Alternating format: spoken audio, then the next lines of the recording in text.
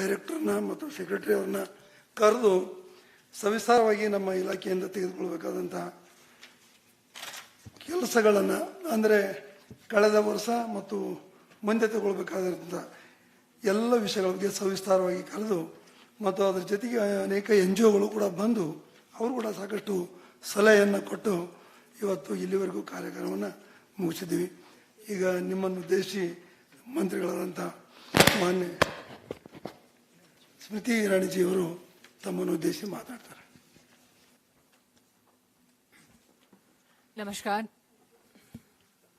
At the onset, I would like to thank the state government of Karnataka for being kind enough to host the first ever zonal meeting of all South Indian states government representatives and stakeholders from across the country with regards to interventions and efforts of the Ministry of Women and Child Development.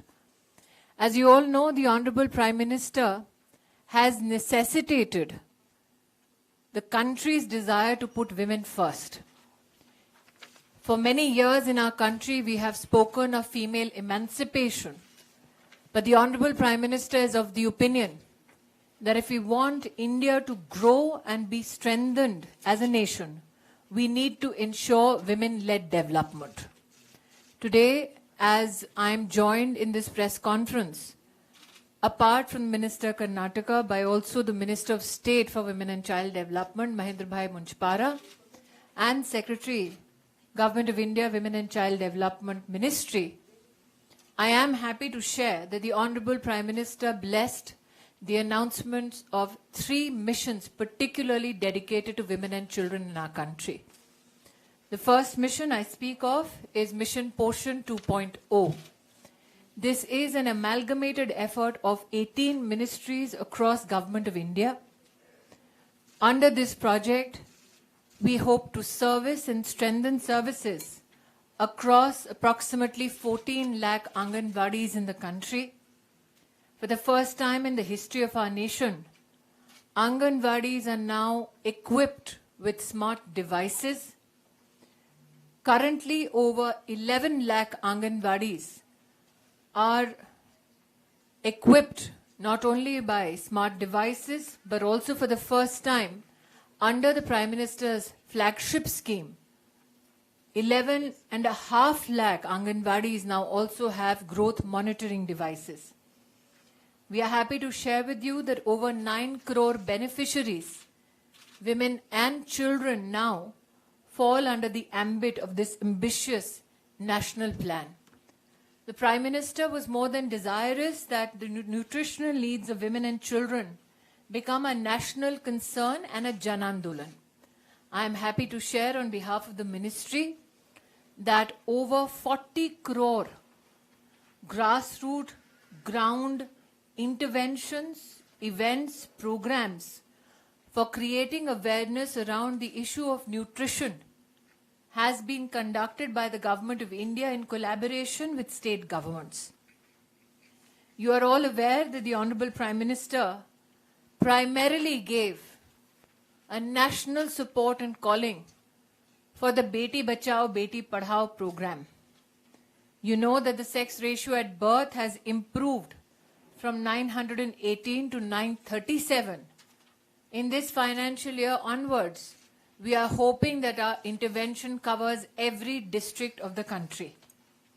The Prime Minister was insistent on ensuring that every district has a one-stop center so that women who are distressed, victims of violence, can under one roof avail of psychosocial counseling, medico-legal support, and support from the police infrastructure.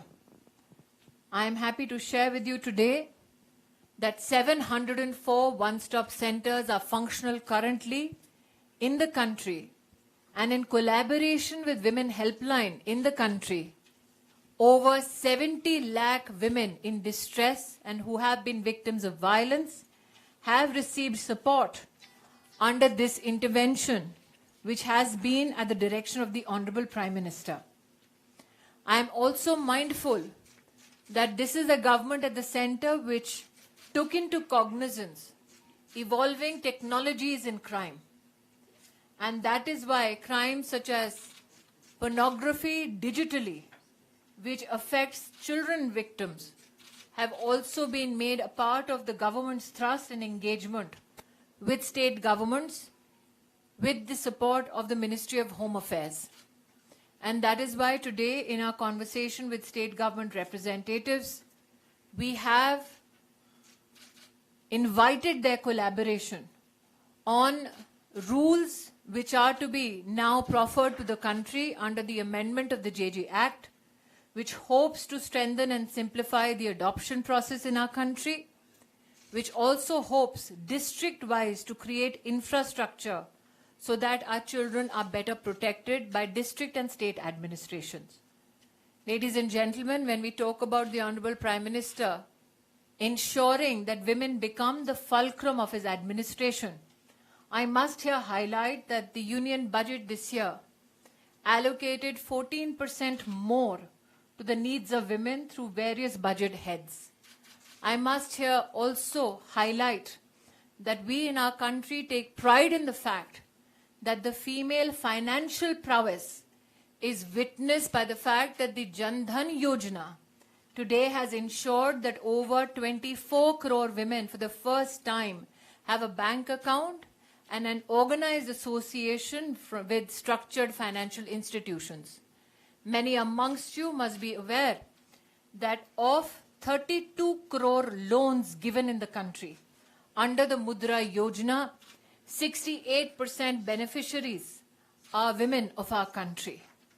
But what is a matter of great delight and celebration is that even in programs such as Stand Up India, where the budgetary support and credit support goes up to rupees 1 crore, 80% of the beneficiaries have been found to be women.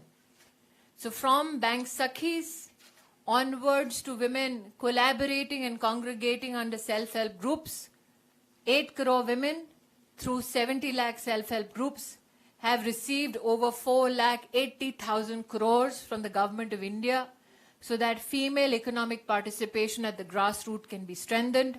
Today was a reiteration of our resolve on behalf of the Government of India in collaboration with state governments to ensure that last mile delivery of services is assured by governments at the state, which are the implementation agencies for these flagship schemes that I have enunciated.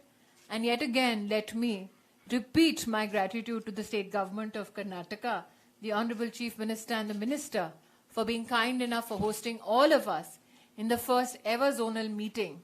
You should be mindful of the fact that currently Parliament is in session and we want to ensure that in the beginning of the financial year itself, we implement the missions that have been pronounced in the budget.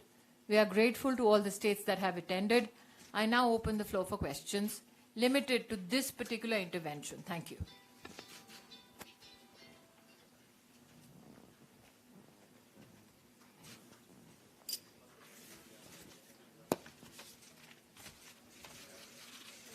What are the amendments to JJ Act that you said, like it will help simplify adoption and improve district Can I infrastructure? just have an identification of the person speaking I'm here, in the I'm here. publication or the channel? My name is Akram. I am from Deccan Herald. So as you might have introspected or reflected on our parliamentary intervention with regards to the JJ Act, the amendment simplifies adoption processes whereby in the district magistrate now becomes the fulcrum of all activities for protection, rescuing, rehabilitation of our children.